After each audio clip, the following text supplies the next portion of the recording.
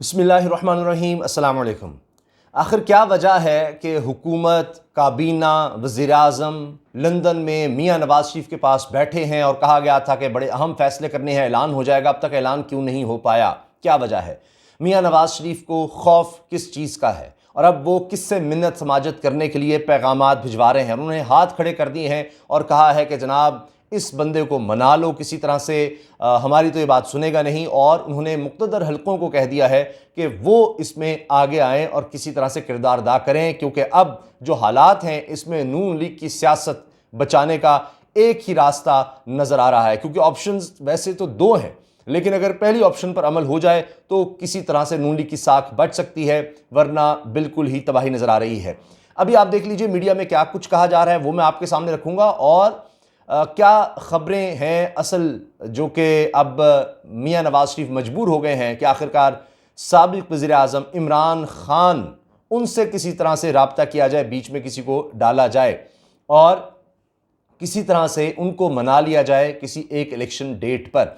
आपने सुन लिया होगा कि ये खबरें चल रही हैं कि जी इमरान खान साहब की तरफ से परवेज़ खटक साहब और इनके साथ साथ साबिक़ वज़ीर ख़ारजा शाह महमूद कुरैशी, ये दो लोग हैं जो मामलात को देखेंगे, आगे बढ़ेंगे। और लेकिन शाह महमूद कुरैशी ने वाज़ेह तौर पर कह दिया कि इलेक्शन की डेट अनाउंस हो तो फिर मिलकर बैठकर बात की जा सकती है, इमरान खान साहब बराह रास्त किसी से नहीं मिलेंगे। अब आप देखिए कि इलेक्शन डेट अनाउंस होगी तो ही फिर जो भी ये चाहते हैं कि केयरटेकर सेटअप या इस तरह से या कोई बात इमरान खान भी इनकी सुन ले, वो उसी सूरत में है। इमरान खान ने अटक में भी तारीख का सबसे बड़ा जलसा करके दिखा दिया। अब देखिए लोग अजीब अजीब बातें करते हैं कि जी कितने लोग थे, क्या थे। आप ये देखिए कि शहर शहर का मवाजना उस शहर से ही किया जा सकता है। क्या अटक में किसी और ने इतना बड़ा जलसा करके दिखाया? क्योंकि मरीम नवाज़ साहिबा का तो बिल्कुल ही फ्लॉप नज़र आएगा आपको, और 10 गुना बड़ा इमरान खान ने जलसा करके दिखा दिया है। इमरान खान साहब ने यह भी कह दिया है कि जी जो साजिश को रोक सकते थे उन तक पहुंचाया कि मुल्क की मईशत तबाह हो सकती है, जबकि वज़ीर ख़जाना को बीच में इन्वॉल्व किया गया, लेकिन अफसोस कि वो साजिश को नहीं रोक सके। अब उन्होंने ये भी कह दिया है कि जो सरकारी अफसरान हैं जो इस तरह से ख़ुद नहीं आ सकते, चाहे वो पुलिस है, फ़ौज है, उनकी फैमिलीज़ आएँ, क्योंकि ये पाकिस्तान के मुस्तकबिल की, पाकिस्तान की खुददारी, पाकिस्तान की आज़ादी की ये जद्दोजहद है, जिसको वो कह रहे हैं कि मैं इसको एक जहाद समझता हूँ करप्शन के ख़िलाफ़ इस तरह से निकलना और मुल्क की सालमियत और ख़ुद मुख्तारी और आज़ादी के लिए निकलना। अब इमरान खान साहब चूँकि पॉपुलर होते चले जा रहे हैं और लोग उनको सुन रहे हैं, जहाँ भी मैं जाता हूँ मुझे ज़्यादातर लोगों की तरफ से यही फ़ीडबैक मिलता है कि इन्होंने आकर क्या कर लिया, अभी से लोग परेशानी का शिकार हैं। और दूसरी तरफ नज़र आ रहा है मियाँ नवाज़ शरीफ को कि भाई बहुत सख्त फ़ैसले करने होंगे अगर मुल्क की मईशत को बिल्कुल ही तबाही से बचाना है। अब ये चीज़ें तो पहले सोचनी चाहिए थी। अब आप देखें कि जावेद चौधरी साहब ने भी इस हवाले से लिखा है कि मुस्लिम लीग नून की तो तबाही हो गई है, क्या बनेगा इनका। और वो भी एक कहने पर मजबूर हैं कि दो ही रास्ते हैं अब मियाँ नवाज़ शरीफ के पास, जिस पर वो सोच रहे हैं। अब उनको पहले ही पता था क्या उन्होंने सोचना है, क्या करना है। इससे पहले मैं आपको बता दूं कि जो कुछ अखबारात में कहा जा रहा है कि जी शहबाज शरीफ के साथ 1-on-1 मीटिंग भी हुई, कुछ और लोग भी हैं, और बताया कि आसिफ अली जरदारी से क्या बात हुई है, नवाज शरीफ साहब ने बताया, और फिर कहा कि जी ठीक है अब जितनी जल्दी हो सके इलेक्शन की तरफ जाना है, ये तो तय है, इस्लाहात जल्दी करो, जो भी करना है जल्दी करो, फौरी तौर पर करो। ये बात अब कोट हो रही है, लिखी जा रही है, अखबारात ये आपको बता देंगे, चैनल्स आपको बता देंगे। और फिर उसमें ये भी कहा जा रहा है इलेक्शन की तैयारी का भी कह दिया है नून लीग ने, इलेक्शन की भी तैयारी करो।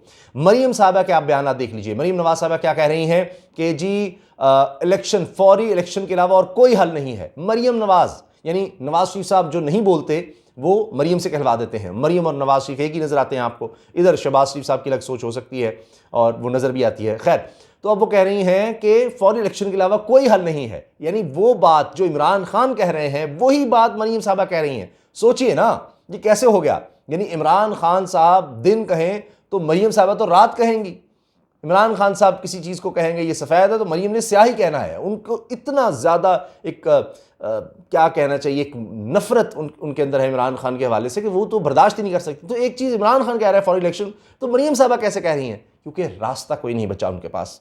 और वो तो कह रही हैं कि मखलूत हुकूमत कोई फ़ैसले ही नहीं ले सकती। बड़े मखलूत हुकूमत, इनको पहले नहीं पता था मखलूत हुकूमत यानी पीपल्स पार्टी से भी वो अब दूरी इख्तियार कर रही हैं कि जी ये तो पीपल्स पार्टी और इन्होंने हमें बांध दिया, मुश्किल में है।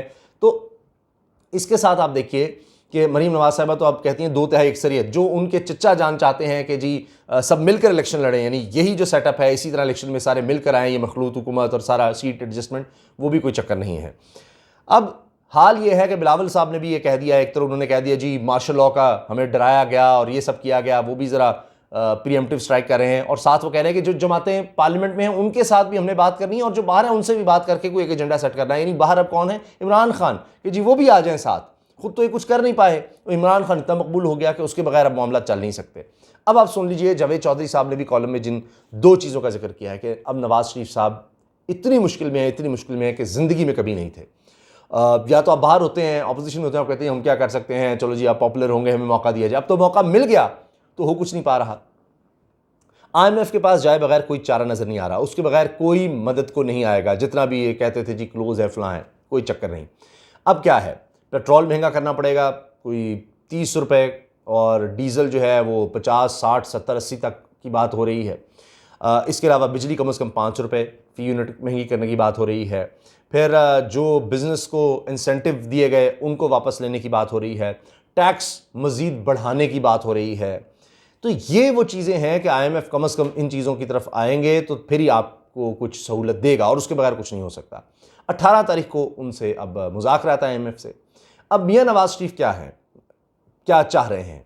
एक तो ये कि जी इमरान खान को मनाया जाए कि जी कोई इलेक्शन डेट पर आ जाए, और तब तक ये है कि ये लॉन्ग मार्च वगैरह से किसी तरह से हमारी जान छूटे और एक इलेक्शन डेट हो, तब तक जो है हमें कुछ वक्त दे दिया जाए। हम ये नैब शैब जो इस्लाहात करनी है अपने लिए, अपने बचाव के लिए, अपना कुछ काम सेट करना है, वो हमें करने का मौका मिल जाए। बस मईशत तो हमसे समझनी नहीं, गलत फैसला हो गया, अब अपनी जान कैसे बचाएं? मरियम के, नवाज शरीफ के केसेस, शहबाज शरीफ, जिस तरह जरदारी साहब चाह रहे हैं, वो तो साफ कह रहे हैं जी नैब के इस्लाहात वगैरह उसके नाम पर आपने देख लिया, उसको तेज़ी से करके इतना हमें मौका दे दे सिर्फ, ठीक है, ये मान जाए। अब वो मुख्तदर हल्कों को बीच में इन्वॉल्व करना चाह रहे हैं क्योंकि इसके अलावा तो कोई नहीं। और मैंने आपको बता दिया कि इमरान खान कम से कम 2 लोगों को आगे ले आए कि इलेक्शन डेट अनाउंस हो तो फिर बात हो सकती है। उसमें इमरान खान ये तो मानेंगे नहीं कि जी ये करप्शन और ये इस पर कोई पर्दा डाल दिया जाए, तो ये भी एक मसला है।